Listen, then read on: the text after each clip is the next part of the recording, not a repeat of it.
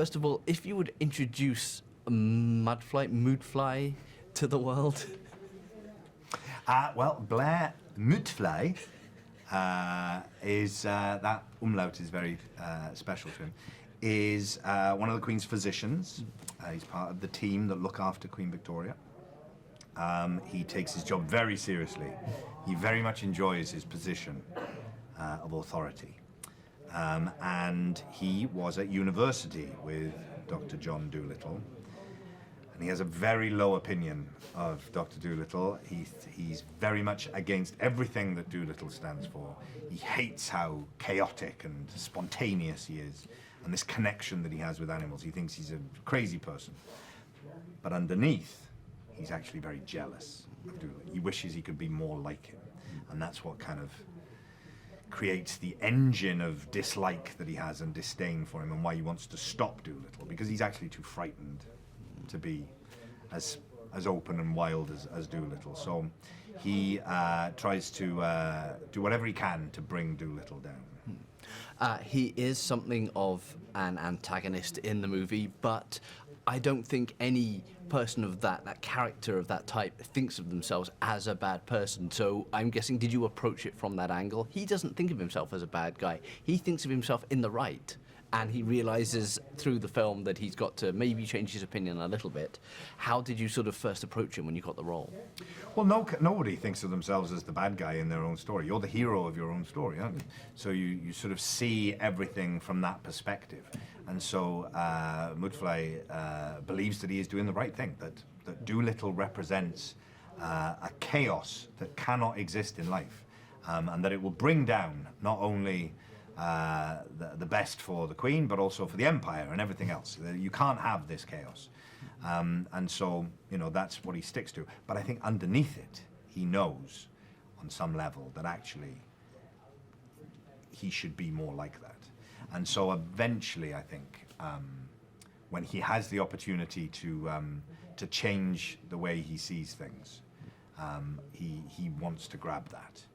So that's the lesson that he learns through the story, that you have to be brave enough to just loosen up a little bit and take some risks and see what happens, rather than pinning everything down with certainties all the time. Obviously, you're working opposite Robert for some of the film. What was that experience like?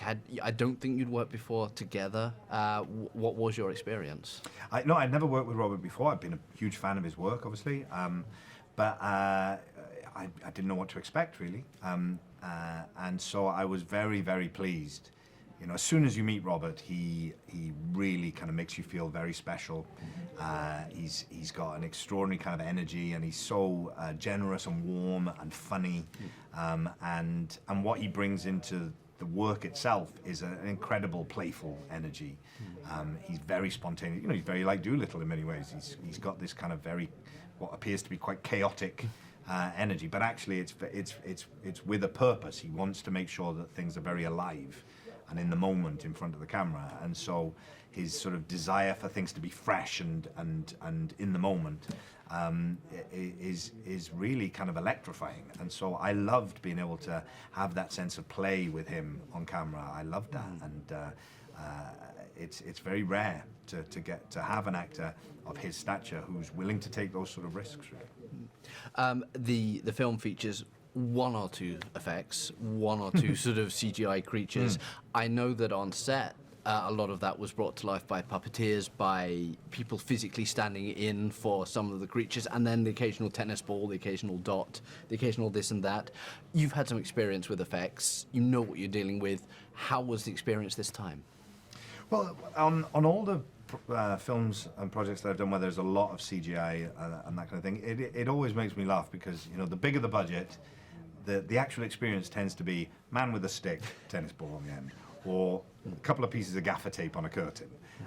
It's such an odd juxtaposition of huge budget film, really cheap in the moment thing to react to.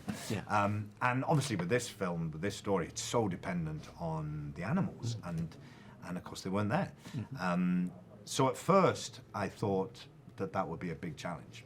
But actually, it reminded me of other things that I've done where what actually happens is that, of course, you have to engage your imagination more than you would normally. Instead of just reacting to things that are actually there in front of you, you have to imagine that they're there. And as is often the case, once your imagination is engaged, whether it's as an actor or as a viewer or reader or whatever it might be,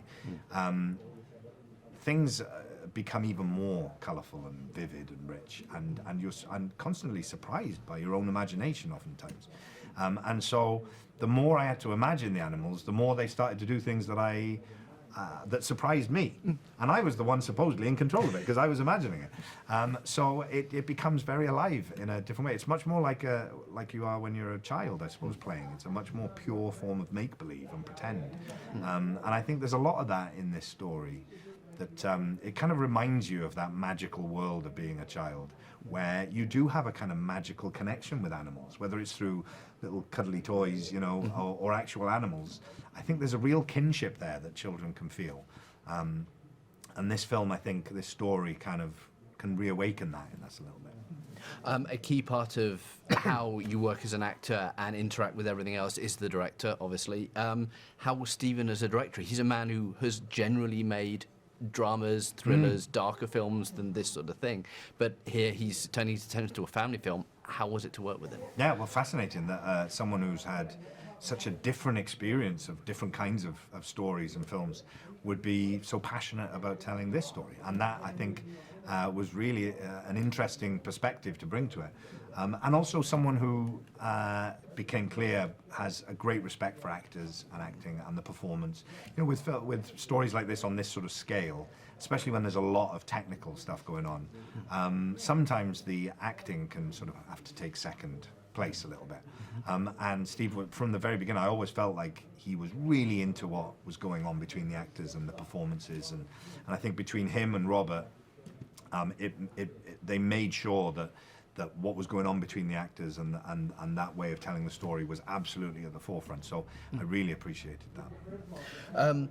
What are you hoping people take away from the movie? It's a film with some messages. It's a film with great moments of emotion. It's a film with a big fart gag. It's all sorts of things to all sorts of people. What are you hoping people just take away from it? I hope that people, you know, go on the journey and the voyage with Dolittle into a world of wonders. And I think that is what this story can do. When I saw the original Dolittle film when I was just about 7 or 8 years old, it was a real world of wonder that it opened up. These extraordinary, magical, exotic creatures, and the promise of distant lands where these creatures have come from, and that extraordinary connection with animals that we feel on an instinctive level that we can have, but in the real world we feel very separate from. So I think this story can open all that up and allow us to engage in the mystery of the world as well as the wonder of it again. One thing I've been asking everybody is if you could talk to any animal, what would you ask them? It's a fascinating idea. If you could have discourse with an animal and get their thoughts on things, what would you say? What would you ask? So what are we missing? You know, as human beings, we see the world, we put it into boxes, and we categorize things, and we feel like we have this sort of arrogant sense that we get it, we understand the world, we know it, we've categorized it, we've given it labels. And I think animals maybe are able to see it in a very different way. So I would love to know what is it that's in front of our noses that we just can't see. It's an interesting era for family films in particular. Kids have so many choices. They have their iPads, their phones, they have everything, video games, everything like that. So how important is it to still have family films like this to bring the family together, to sort of just entertain people in a way that's different from 1,000 little options they might have? Well, I think anything that allows an entire family to share in an experience together is amazing. You know, I've got a little baby daughter now, as well as a 20-year-old daughter, and anything that you're able to do that you can feel connected through is wonderful. I love that, and especially being able to go on a journey together with a story. Storytelling has always been the thing that brings us together. You know, whether we're sitting around a campfire telling stories to each other. And these sorts of stories, I think, are able to, even though they're ostensibly children's stories, I think for adults to be able to engage in that, we have a desperate hunger and a thirst to have those same feelings that we had when we were children again, you know. And I think stories like this can really usher us into that world of wonder again.